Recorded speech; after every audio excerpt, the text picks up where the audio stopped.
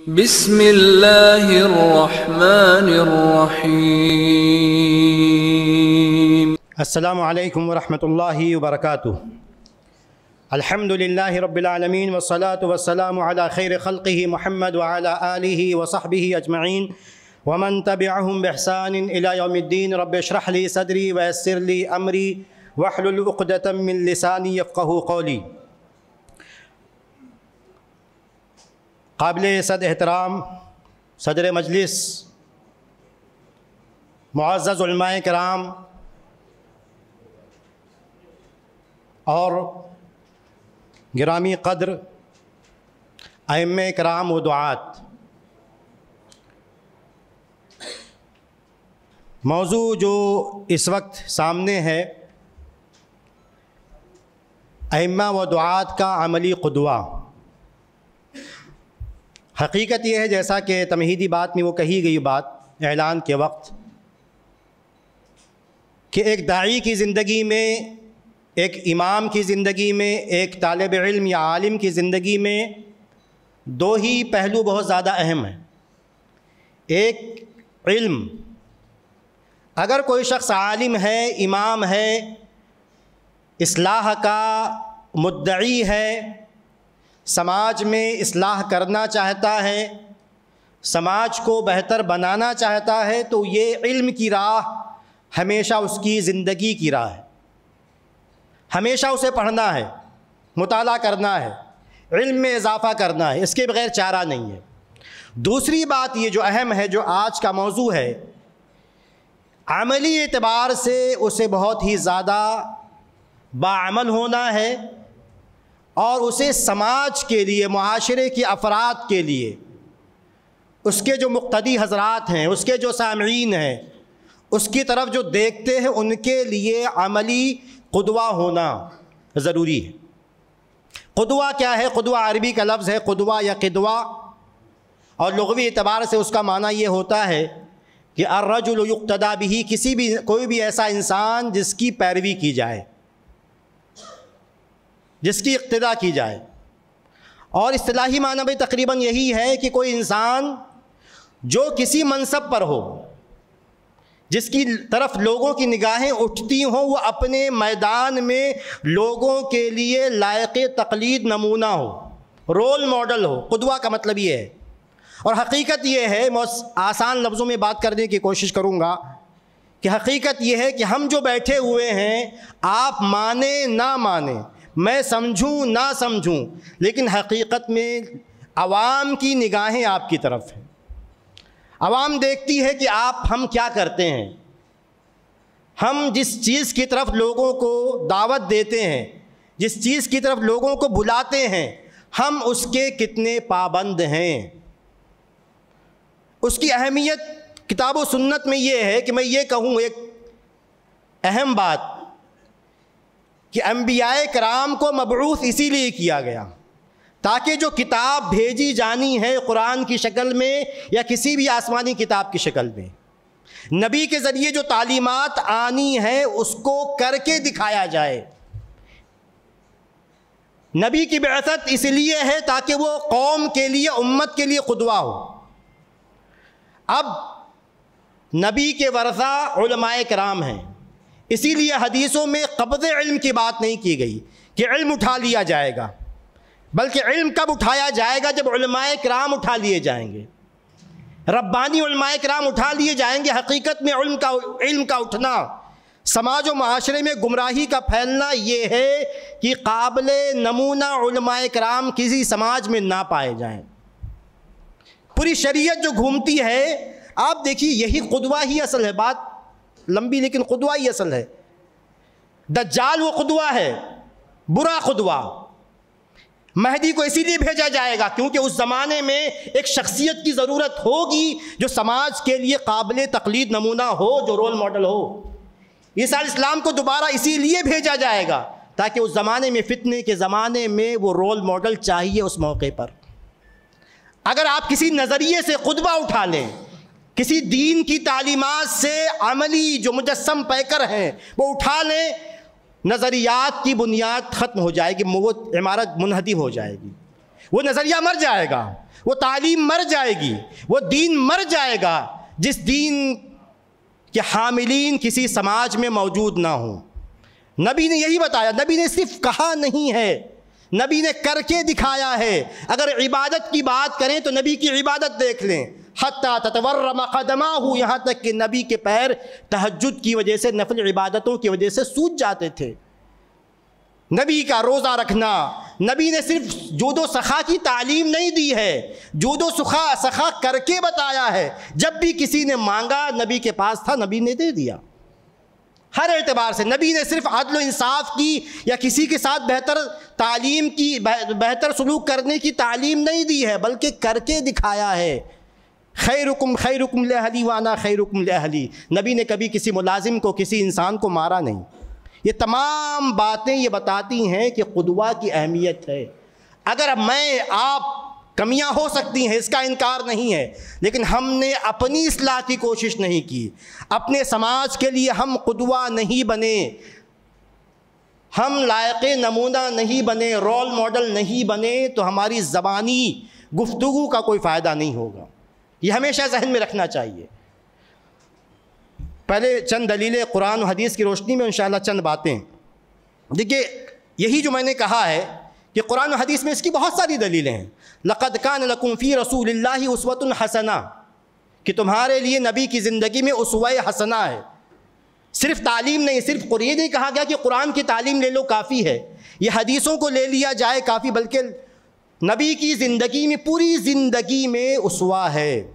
اسی طرح فرمایا گیا کہ قد کانت لکم اسوۃ حسنہ فی ابراہیم والذین آمنوا والذین معہ، کہ تمہارے لیے اسوہ ہے، قدوہ ہے ابراہیم میں اور ان لوگوں کی زندگی میں جو ابراہیم کے ساتھ تھے۔ تو قدوہ کی اہمیت ہے۔ پھر آپ دیکھیں حدیثوں میں نبی نے فرمایا صلو کما رأیتمونی اصلی، صرف یہ کہ زبانی تعلیم نہیں دی گئی، بلکہ یہ کہا گیا صلو کما رأیتمونی اصلی، نماز ویسے پڑھو جیسے مجھے پڑھتے ہوئے دیکھتے ہو۔ نبی نے یہ فرمایا خذوا عنی مناسککم، مجھ سے حج کا طریقہ سیکھ لو۔ نبی نے یہ فرمایا من توضأ نحو وضوئی ھذا، جو میرے اس وضو کی طرح وضو کرے گا۔ یہ تمام باتیں، تمام حدیثیں اس چیز پر دلالت کرتی ہیں کہ قدوہ کی اہمیت ہے۔ نظریات کو، تعلیمات کو عمل کی زندگی میں اتارنے کی اہمیت ہے، پریکٹیکل کرنے کی اہمیت ہے، اور علماء کرام کو جو نبی کے وارثین ہیں ایسا ہی ہونا چاہیے۔ اسی طرح وہ صحابی کا واقعہ اشارہ ہے کافی، کہ صحابی کا واقعہ کہ کچھ مفلوق الحال لوگ آئے، نبی نے صدقے کیا، اعلان کیا، لیکن لوگوں کے جیب سے نکل نہیں رہا تھا۔ ایک صحابی آئے چاندی کی ایک تھیلی لے کر، جس میں چاندی تھی، انہوں نے دیا، نبی کے سامنے رکھ دیا، اس کے بعد صحابہ کرام لگاتار دینے لگے۔ یہ ہے قدوہ کی کرنے کی اہمیت، کہ انسان جب کرتا ہے تو دوسرے بھی اس کا ساتھ دیتے ہیں اور اس کے بعد قافلہ بڑھتا جاتا ہے۔ ایک دو جو ہے میں سلف کے، اسلاف کے اقوال سنا دوں، اس کے بعد اصل دوسرے نقطے پہ آتے ہیں۔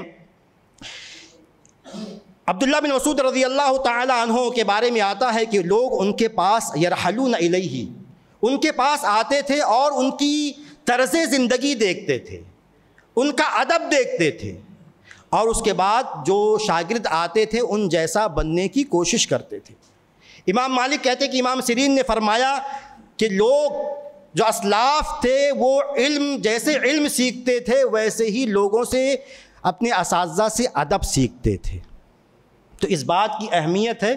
اس کے بعد ایک نقطہ جو ہم تمام لوگوں کے لیے ہے کہ بد عملی یا بے عملی، یا ہم اگر قدوہ ہونے کا دعویٰ کریں یا ایسے میدان میں ہو جہاں لوگوں کو ہمیں قدوہ ہونا چاہیے اور ہم وہاں قدوہ نہ ہوں، نمونہ نہ ہو، بلکہ بد عملی کا شکار ہوں، تو چند حدیثیں، چند آیتیں ہمارے ذہن میں تو سمجھتا ہوں کہ اگر آسان لفظوں میں بات کی جائے کہ صبح اٹھ کے ان آیتوں کو، ان حدیثوں کو دیکھ لینا چاہیے۔ جو بھی علم کے میدان میں ہے، اصلاح کے میدان میں ہے، دعوت کے میدان میں ہے، ان آیتوں کو دیکھنا، ہمیشہ دیکھنا چاہیے، ان حدیثوں کو دیکھنا چاہیے۔ آپ جانتے ہیں، اشارہ کر دوں، اللہ تبارک و تعالیٰ نے ارشاد فرمایا یا ایھا الذین آمنوا لم تقولون ما لا تفعلون، کہ اے ایمان والو لم تقولون ما لا تفعلون، جو کچھ نہیں کرتے ہو اس کی تعلیم لوگوں کو کیوں دیتے ہو، وہ کیوں کہتے ہو؟ کبر مقتا عند اللہ ان تقولوا ما لا تفعلون، اللہ تبارک و تعالیٰ کے یہاں یہ بہت ہی غضب کی بات ہے قابل نفرت بات ہے کہ تم وہ باتیں کرو جو تم نہیں کرتے ہو۔ اسی طرح یہود کو مخاطب کرتے ہوئے قرآن نے کہا اتأمرون الناس بالبر وتنسون انفسکم، کہ تم لوگوں کو بھلائی کا حکم دیتے ہو لیکن خود کو بھول جاتے ہو۔ اسی طرح نبی کی حدیث کہ قیامت کے دن ایک انسان لے کر آیا جائے گا ایک انسان کو، اور اسے جہنم میں ڈال دیا جائے گا، اس کی اتڑیاں اس کے پیٹ سے باہر آ جائیں گی، وہ گدھے کی طرح گول چکر لگائے گا اپنے اتڑیوں کے ساتھ، اور جہنم کے لوگ کہیں گے، جہنمی کہیں گے اے فلان ما شانکا، اے انسان تیرا کیا معاملہ ہے؟ کیا یہ بات نہیں تھی کہ تو ہمیں بھلائی کا حکم دیتا تھا اور برائیوں سے روکتا تھا؟ تو کہے گا کہ ہاں میں لوگوں کو تمہیں میں بھلائیوں کا حکم دیتا تھا اور برائیوں سے روکتا تھا، لیکن میں نیکیاں نہیں کرتا تھا، جن برائیوں سے تمہیں روکتا تھا میں اسے کر گزرتا تھا۔ تو ہمیں یہ حدیث ہمیشہ ذہن میں رکھنی چاہیے۔ ایک دوسری حدیث نبی نے فرمایا کہ جس رات مجھے معراج کرائی گئی میں نے کچھ ایسے لوگوں کو دیکھا جن کے گال چیرے جائیں گے، جہنم میں ہوں گے۔ میں نے جبریل سے پوچھا کہ یہ کون لوگ ہیں؟ غور کیجیے، ہؤلاء خطباء من امتی کا، کہ اے محمد صلی اللہ علیہ وسلم یہ آپ کی امت کے خطباء ہیں جو ممبروں کی زینت بنتے تھے۔ یأمرون الناس بالبر وینسون انفسہم، لوگوں کو بھلائیوں کا حکم دیتے تھے لیکن اپنے آپ کو بھول جاتے تھے۔ تو یہ حدیثیں ہمیشہ ہمارے ذہن میں ہونی چاہیے کہ اگر ہمارے قول و عمل میں تضاد ہیں، ہم قوم کے لیے قدوہ نہیں ہیں، اگر ہم عمل کرنے والے نہیں ہیں، عالم باعمل نہیں ہیں، تو کہیں یہ انجام ہمارا نہ ہو جائے۔ اس کے بعد آگے بڑھتے ہیں کہ قدوہ کی ضرورت کیوں ہے؟ کسی قوم کو قدوہ کی ضرورت کیوں ہے؟ ایسے لوگوں کی ضرورت کیوں ہے جو سماج میں قابل تقلید نمونہ ہو، رول ماڈل ہوں؟ ایک وجہ یہ ہے کہ انسان کی فطرت میں ہے، کاپی کرنا، کسی کو دیکھ کے عمل کرنا انسان کی فطرت میں ہے، اور یہ چاہے چھوٹا بچہ ہو یا بڑا انسان، جس سے وہ محبت کرتا ہے، جس پر وہ اعتماد کرتا ہے، اس کی وہ کاپی کرتا ہے، اس کی وہ تقلید کرتا ہے، ویسی زندگی گزارنے کی کوشش کرتا ہے۔ 1 سال کا بچہ، 2 سال کا بچہ، اس کے پاس کوئی تعلیم نہیں ہے، لیکن وہ وہی کرے گا جو اس کے والد کر رہے ہیں۔ اگر والد نماز پڑھتے ہیں ان کے ساتھ وہ نماز کے لیے گھر میں کھڑا ہو جائے گا۔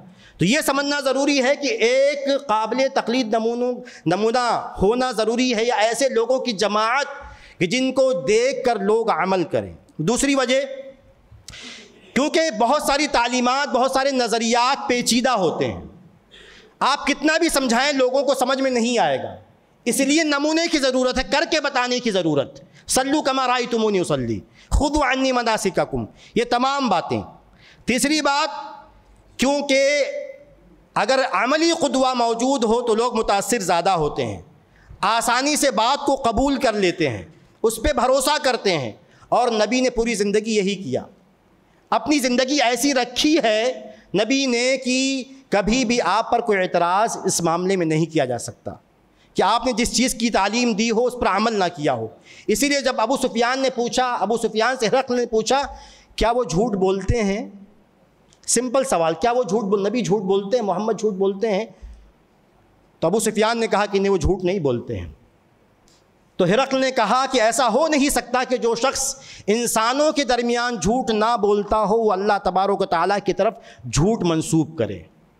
تو یہ چیز، چوتھی چیز یہ ہے، ایک اہم چیز، کہ انسان جب عملی نمونہ دیکھتا ہے، چاہے اس کے سامنے عملی نمونہ ہو یا کتابوں میں موجود ہو، تو یہ محسوس کرتا ہے، اسے یہ احساس ہوتا ہے کہ جن چیزوں کی تعلیم دی جا رہی ہے، جن باتوں کی طرف اشارہ کیا جا رہا ہے، جن باتوں کو بتایا جا رہا ہے، وہ قابل عمل ہیں، ہو سکتا ہے وہ انسان کی طاقت میں ہے، انسان ایسا کر سکتا ہے۔ ورنہ یہ کہا جائے کہ آدمی اتنی عبادت کرے کہ اس کے پیر سوج جائیں، آج لوگ کرنا نہیں چاہیں گے، اور اس کے بعد یہ کہا جائے، بہت ساری مثالیں، یہ کہا جائے کہ 10,000 کا لشکر ہو، سامنے 1,00,000 کا لشکر ہو اور آپ بھیڑ جائیں، اگر صحابہ کرام کا نمونہ نہ ہو تو آدمی نہیں کر پائے گا۔ یہ جو قربانیاں صحابہ کرام کی ہیں، عبادت میں جو توجہ صحابہ کرام کی ہے، یہ تمام باتیں اگر صحابہ کرام کا نبی کا عملی نمونہ نہ ہو تو کبھی کبھی انسان کو ایسا لگنے لگے گا کہ شاید یہ صرف قصے ہیں، کہانیاں ہیں، داستان ہے، ایسا انسان کر نہیں سکتا۔ لیکن جب قابل عمل نمونہ، عملی نمونہ ہمارے سامنے ہوگا نبی کی صورت میں یا صحابہ کرام کی صورت میں، تو انسان کو یہ ہمت آتی ہے یا حوصلہ آتا ہے، وہ سمجھتا ہے کہ ان چیزوں کو کرنا ممکن ہے۔ اسی طرح پانچویں بات یہ ہے کہ عملی نمونے کی ضرورت کیوں ہے؟ کیونکہ عملی نمونہ دیکھ کر انسان کو حوصلہ ملتا ہے، کرنے کا جذبہ پیدا ہوتا ہے۔ چھٹی بات کہ عملی نمونہ کی ضرورت کیوں ہے کہ کبھی کبھی انسان چیزوں کو مانتا ہے لیکن جھجک ہے، غم و غصہ ہے، نہیں کر پاتا۔ صلح حدیبیہ کا واقعہ ذہن میں رکھیں کہ نبی نے کہا کہ صحابہ کرام سے کہ حلق کر لیں، لیکن صحابہ کرام نے نہیں کیا، یہاں تک کہ نبی نے کیا۔ اسی طرح ایک دفعہ سفر میں نبی نے کہا کہ لوگ روزہ توڑ دیں، لوگوں نے صحابہ کرام نے روزہ نہیں توڑا، لیکن جب نبی نے روزہ توڑا تو صحابہ کرام نے بھی روزہ توڑ دیا۔ اب تھوڑا سا اختصار سے دیکھیے، اور چیزوں کو چھوڑتے ہوئے میں ایک آخری بات یعنی آخری چند باتیں آپ سے کر لیتا ہوں بس، کہ ہمیں قدوہ بننے کے لیے کیا کرنا پڑے گا۔ 4-5 چیزیں۔ ہم دعوت کی فیلڈ میں یا علم کی فیلڈ میں یا اصلاح کی فیلڈ میں برسوں سے ہیں، امامت کی فیلڈ میں، تو کبھی کبھی شیطان یہ وسوسہ ڈال دیتا ہے کہ آپ کو اپنے نفس کے محاسبے کی ضرورت نہیں ہے۔ یہ شیطان کی بہت بڑی چال ہے۔ تو سب سے پہلی بات یہ ہے کہ انسان اپنے نفس کا ہمیشہ محاسبہ کرے، کتاب و سنت کی تعلیمات پر اپنے آپ کو پرکھے، وہ صحیح جا رہا ہے یا غلط جا رہا ہے۔ دوسری بات یہ کہ اپنے دل کی اصلاح کرے، اخلاص پیدا کرے، اللہ تبارک و تعالیٰ سے دعا کرے کہ اللہ تبارک و تعالیٰ کبھی بھی زندگی میں مجھے رسوا نہ کرے، مجھے باعمل بنائے، جس چیز کی طرف میں لوگوں کو دعوت دیتا ہوں میں ویسا کرنے والا ہوں۔ اور اسی میں شامل ہے کہ انسان رب سے اپنا رابطہ مضبوط کرے۔ اور سمجھ میں یہ آتا ہے کہ بغیر عبادت کے، نفلی عبادت کے رابطہ مضبوط نہیں ہوگا۔ جتنی زیادہ کوئی شخص عملی عبادت کرے گا، جتنے زیادہ تہجد پڑھے گا، جتنے زیادہ نفلی روزے رکھے گا، جتنا زیادہ قرآن کی تلاوت کرے گا، جتنا زیادہ ذکر و اذکار کرے گا، اللہ تبارک و تعالیٰ اس کے لیے علم کی راہیں بھی کھولے گا، عمل کی راہیں بھی کھولے گا۔ میں یہ محسوس کرتا ہوں، ہم تمام لوگ محسوس کرتے ہوں گے کہ انسان جب عملی اعتبار سے کوتا ہوتا ہے تو اس کا دل کسی چیز میں نہیں لگتا۔